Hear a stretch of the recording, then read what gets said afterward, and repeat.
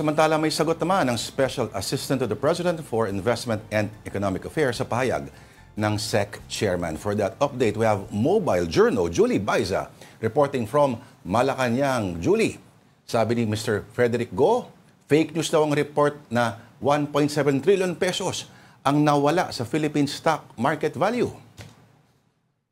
Yes, Lord Denise, nilinaw nga ni Special Assistant to the President for Investment and Economic Affairs, Frederick Go, na fake news yung naging pahayag ni Securities and Exchange Commission Chairperson Francis Lim na 1.7 trillion pesos market value ang nawala sa bansa sa loob lang ng 3 linggo dahil nga sa usapin ng flood control corruption. Sinabi ni Lim nga sa 57th Annual Finex Conference. Sabi ni Go, yung na-quote ni Lim sa kanyang talumpati o speech ay kumpirmadong fake news na social media post.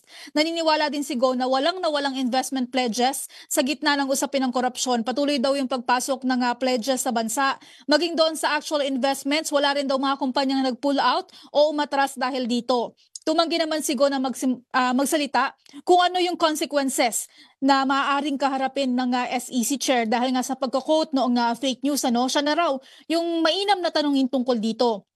Ipinauubaya naman ni Go sa Department of Finance at Department of Budget and Management yung isinusulong ni Senador Erwin Tulfo na isang buwang tax holiday para sa mga manggagawa. Sa gitna ngayon ng usapin ng manumalyang flood control project. Sabi ni Go, mabigat daw yung panukala at kailangan bigyan ng pagkakataon or panahon ng DOF at DBM na pag-aralan yan. Sa ibang usapin naman, kasi kanina dalawa yung naging press briefing, si Palace Press Officer Claire Castro naman ngiti lang yung isinagot ng tanungin kung binibigyan ba ng atensyon o pansin ni Pangulong Bongbong Marcos si Cavite 4th District Representative Kiko Barzaga na nagsabing maghahain ng impeachment complaint laban kay PBBM. Ang sabi ni Palace Press Officer Claire Castro, sa panahon ngayon, marami raw ginagawa ang Pangulo at hindi nito pinapansin yung ganitong usapin.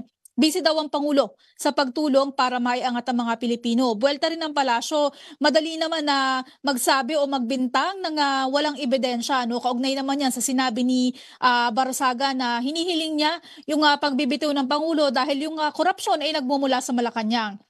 Lastly, huling beses na rin daw na magsasalita si Castro tungkol sa pahayag ni Baguio City Mayor Benjamin Magalong na siya yung dahilan kung bakit nagbitiw siya sa ICI. Sabi ni Castro, hindi raw niya saklaw yung damdamin at desisyon ni Magalong at siya naman daw yung voluntaring nagbitiw sa ICI. Sa pahayag na alkalde na parang wala siyang karapatan na mag-imbestiga, malinaw naman daw yung naging pahayag ni Pangulong Bongbong Marcos na tatayo lamang siyang special advisor ng ICI. Huwag din daw sanang bigyan na ng intriga yung mga na may nag-utos kaya Yusek Castro. Ang sabi niya, alam naman daw niya na walang mapapalabas na impormasyon si Magalong kung sino yung sinasabing nag-utos kasi wala naman daw yung katotohanan. Lord Denise? May nagtanong daw kasi sa press con, Julie, ikaw naman Sino ba yung nagtanong? Actually, ilang beses naman ang natatanong kasi hindi pa niya agad nasagot naman. Sa atin, actually, sinagot niya si Mayor Magalong. Pero kasi sa interview ni Mayor Magalong after nung, I think, meeting with ICI, sinabi kasi niya na si Yusek Claire nga yung parang trigger nung kanyang pagre-resign. So, we have to follow up lang doon sa sinabi niya na yun. Kanina si isang panayam sa ibang channel kay Mayor Benji, inulit niya na, siya lang yun Hindi ganun si Presidente, hindi niya papayagan yung ganun. Oo, talaga. Kahapon ba ito? Ay, oo. May interview din sa Storycon kahapon, pero wala ba silang number ng isa't isa? Baka pwede sila mag-textan, di ba? Para gawa sila ng group chat na dalawa lang sila. Okay, nasan daw Pangulo ngayon? Anong activities ni President Marcos ngayong Huwebes? Clear. May event May event na dadalahan ng Pangulo ngayong hapon, pero dito lang yan sa Malacanang. Wala pang public engagement so far na inilalatag sa atin.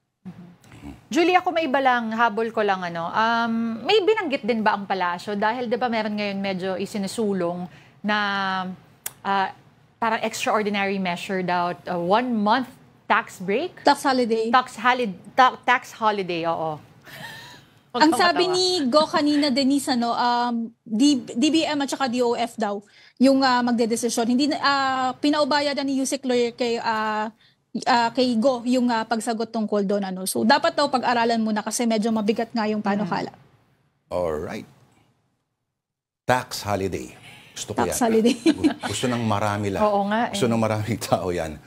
Oh, pero kawawa naman yung mga yung ilang mga kontraktor at ilang mambabatas. Ay. Saan sila? Paano sila Malaki-laki kikita? yun. Kawawa naman sila. Okay. Julie Baiza, ingat ka. Maraming salamat.